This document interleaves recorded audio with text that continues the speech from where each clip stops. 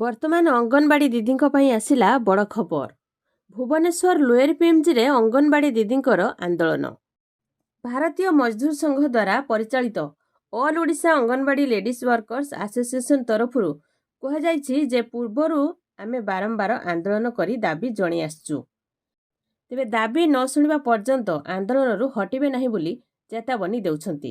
ସଂଘ ପକ୍ଷରୁ କରାଯାଇଥିବା ଦାବିଗୁଡ଼ିକ ମଧ୍ୟରେ ଅଙ୍ଗନବାଡ଼ି କର୍ମୀ ସହାୟିକାମାନଙ୍କୁ ସରକାରୀ ମାନ୍ୟତା ଦିଆଯାଉ, ଯେପର୍ଯ୍ୟନ୍ତ ସରକାରୀକରଣ କରାଯାଏ ନାହିଁ କର୍ମୀମାନଙ୍କୁ 18,000 ଟଙ୍କା ଏବଂ ସହାୟିକାମାନଙ୍କୁ 9,000 ଟଙ୍କା ପ୍ରଦାନ କରାଯାଉ ବୋଲି ଦାବି କରୁଛନ୍ତି। ନିର୍ବାଚନୀ ଇସ୍ତାହାରରେ ଘୋଷଣା କରାଯାଇଥିବା ପ୍ରତିଶ୍ରୁତି ଅନୁଯାୟୀ କର୍ମୀମାନଙ୍କୁ 3,000, ସହାୟିକାମାନଙ୍କୁ 2,000 ଟଙ୍କା ବର୍ଦ୍ଧିତ ଦରମା।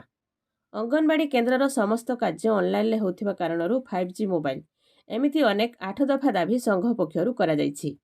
ଉପମୁଖ୍ୟମନ୍ତ୍ରୀ ପ୍ରଭାତୀ ପରିଡ଼ାଙ୍କ ସୂଚନା ଅନୁସାରେ ଅଙ୍ଗନବାଡ଼ି କର୍ମୀ ଏବଂ ସହାୟିକାଙ୍କର କଥା ସରକାର ବିଚାର କରୁଛନ୍ତି। ତେବେ ଜାନୁଆରୀ ନୂଆବର୍ଷରୁ ଅଙ୍ଗନବାଡ଼ି ଦିଦିଙ୍କର ଦାବି ପୂରଣ ହେବ ବୋଲି ଆଶା କରାଯାଉଛି। ସରକାର କେବଳ ପ୍ରତିଶ୍ରୁତି ହିଁ ଦେଉଛନ୍ତି, ସଂଘ ପକ୍ଷରୁ କରାଯାଇଥିବା ଦାବିଗୁଡ଼ିକ ପୂରଣ କରୁନାହାନ୍ତି।